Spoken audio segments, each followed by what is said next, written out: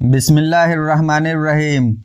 السلام علیکم پیارے دوستو، ہمیں شب برات کی رات میں کم سے کم 6 کام ضرور کرنا چاہیے۔ وہ 6 کام کون کون سے ہیں یہ میں ویڈیو میں آگے بتاؤں گا، تو آگے بڑھنے سے پہلے آپ سے گزارش ہے کہ ویڈیو کو پورا ضرور دیکھیں۔ جو لوگ ہماری ویڈیو کو دیکھ رہے ہیں، اللہ تعالیٰ سے دعا ہے کہ اپنے پیارے محبوب صلی اللہ علیہ وسلم کے صدقے میں ہم سب کے گھروں میں خیر و برکت عطا فرمائیں اور ہم سب کی تمام دکھ مصیبت پریشانیوں کو دور فرمائیں، آمین۔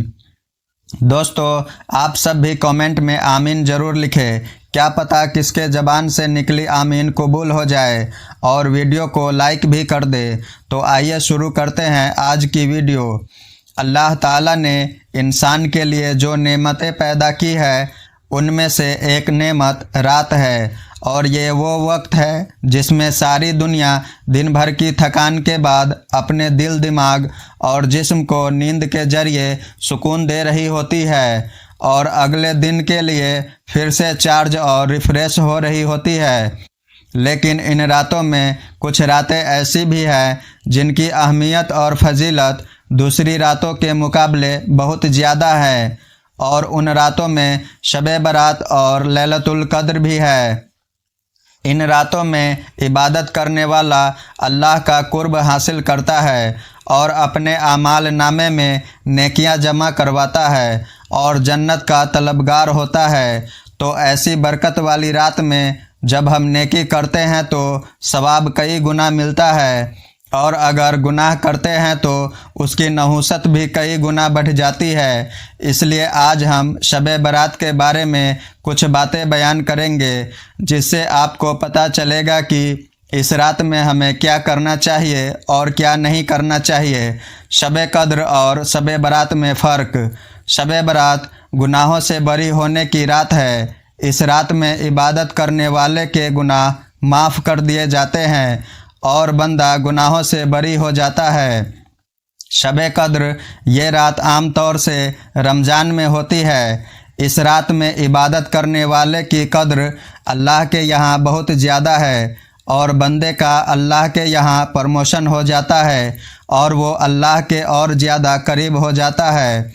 شب برات میں یہ 6 کام کرنا چاہیے۔ عشاء اور فجر کی نماز جماعت کے ساتھ پڑھنا چاہیے۔ سب سے پہلا کام یہ ہے کہ رات میں جاگے یا نہ جاگے، لیکن کم سے کم عشاء اور فجر کی نماز جماعت کے ساتھ ضرور پڑھے۔ اس سے ہمیں ساری رات کی فضیلت کا کچھ حصہ انشاءاللہ ضرور مل جائے گا۔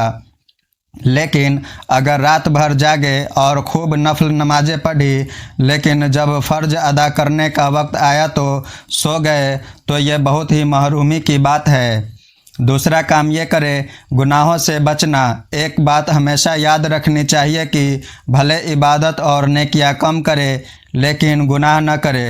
جیسے اگر کوئی بندہ نیکیاں تو کرتا ہے لیکن گناہ سے بالکل نہیں بچتا، تو اس کی مثال بالکل ایسی ہے کہ ایک سوراخ والے گلاس میں پانی لینا، کہ اس میں پانی تو لے لیا لیکن سوراخ کی وجہ سے سارا پانی گر گیا اور گلاس خالی کا خالی ہی رہا۔ اس لیے گناہ کم سے کم کرے تاکہ جو بھی نیکیاں آپ کی جھولی میں آئے وہ باقی رہے۔ ایسا نہ ہو کہ گناہوں کی نحوست کی وجہ سے نیکیوں کا اثر ختم ہو جائے۔ اس لیے یاد رکھے کہ عبادت ضروری نہیں ہے، جاگنا ضروری نہیں ہے، لیکن گناہوں سے بچنا بہت زیادہ ضروری ہے۔ تیسرا کام یہ کرے توبہ و استغفار کرنا۔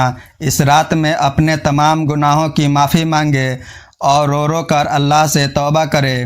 کیا معلوم کہ یہ کس کی آخری شب برات ہو، تو اس سے پہلے کہ اللہ سے ملاقات ہو اپنے گناہوں سے توبہ کر لے۔ چوتھا کام یہ کرے کہ تمام مسلمانوں اور اپنے لیے دعا کرنا۔ جب دعا کرنے لگے تو اپنے آپ کو نہ دیکھے بلکہ اللہ کی شان کو دیکھے، اور اللہ کی شان یہ ہے کہ اتنا دے دیتا ہے کہ پوری دنیا میں بانٹ دیا جائے پھر بھی بچ جائے۔ اس لیے صرف اپنے لیے ہی نہیں بلکہ دوسرے تمام مسلمانوں کے لیے بھی مانگے۔ جو اس دنیا سے جا چکے ان کے لیے بھی اور جو موجود ہے ان کے لیے بھی۔ پانچواں کام یہ کرے اپنے نبی پر درود بھیجنا۔ جب بھی ذکر کیا جائے اور اس میں حضرت محمد مصطفیٰ صلی اللہ علیہ وسلم پر درود نہ پڑھا جائے تو یہ بہت ہی بڑی ناانصافی کی بات ہے۔ ہمارے نبی کا حق ہے کہ ہم ان پر درود شریف کا نذرانہ پیش کیا جائے اور اپنے دل میں اپنے نبی کی محبت کو تازہ رکھا جائے۔ چھٹا کام یہ کرے 15ویں شعبان کا روزہ رکھنا۔ دعا درود اور استغفار کے بعد ایک بہت ہی اہم عبادت جو 15 شعبان کے لیے بہت ہی خاص ہے وہ ہے روزہ رکھنا۔ یہاں پر یہ یاد رکھنا چاہیے کہ روزہ دار کے منہ کی بو اللہ کے یہاں مشک کی خوشبو سے بھی زیادہ پسند ہے، اس لیے اپنے اعمال نامے میں ایک روزہ لکھوا لینا بہت بڑی عقل مندی کی بات ہے۔ جو لوگ یہ روزہ رکھتے ہیں ان کی پوری زندگی کے گناہ معاف کر دیے جاتے ہیں۔ کتنی دیر جاگنا چاہیے؟ لوگوں کے ذہن میں یہ بات ہمیشہ چلتی رہتی ہے کہ پوری رات جاگنا ہے، چاہے عبادت ہو یا خرافات، لیکن یہ بالکل مناسب نہیں ہے، بلکہ جتنی دیر آپ چستی کے ساتھ عبادت کر سکتے ہیں کریں، اس کے بعد آپ سو جائیں۔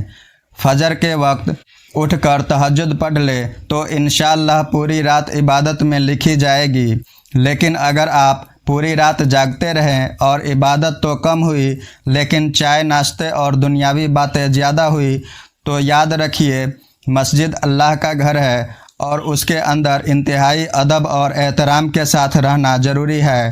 اگر مسجد میں بھی ہم سیریس نہ ہو سکے تو کہاں جا کر ہوں گے؟ اس لیے پوری دلچسپی کے ساتھ عبادت میں مشغول ہو جائیے۔ کیا اس رات کے لیے کوئی خاص نماز ہے؟ اس رات میں کوئی خاص نماز نہیں ہے۔ بہتر ہے کہ اپنی چھوٹی ہوئی نمازوں کی قضا کر لے، جس سے ان نمازوں کے چھوٹنے کا بوجھ جو سر پر ہے وہ اتر جائے۔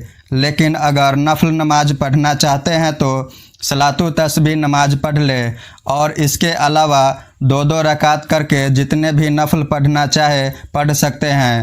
قرآن کی تلاوت، تسبیح، دین کی وہ بات جو پہلے سے نہیں پتہ تھی ان کو سیکھ سکتے ہیں۔ صلاۃ و تسبیح نماز جماعت کے ساتھ پڑھے یا الگ الگ؟ نفلی نمازیں جماعت کے ساتھ نہیں بلکہ یہ الگ الگ ہی پڑھی جاتی ہے، اور یہ جہاں تک ہو سکے لوگوں سے چھپ کر ہی کی جاتی ہے۔ اس لیے اگر آپ اپنے گھر میں رہ کر ہی اس رات عبادت کر سکے تو اس سے بڑھ کر اور کوئی بات نہیں، کیونکہ بندہ اپنی عبادت کو صرف اللہ کو دکھائے، دوسرے بندے کو نہیں۔ اللہ ہمیں اپنا سچا بندہ بنائے اور ایمان کی حالت میں اپنے پاس بلائے، آمین۔ دوستو، اگر آپ کو یہ ویڈیو پسند آئی ہو تو ویڈیو کو لائک کر کے ہمارے چینل کو بھی سبسکرائب ضرور کر لیں اور بیل آئیکن کو بھی دبا دیں۔ ملتے ہیں آپ سے اگلی ویڈیو میں، تب تک کے لیے اللہ حافظ۔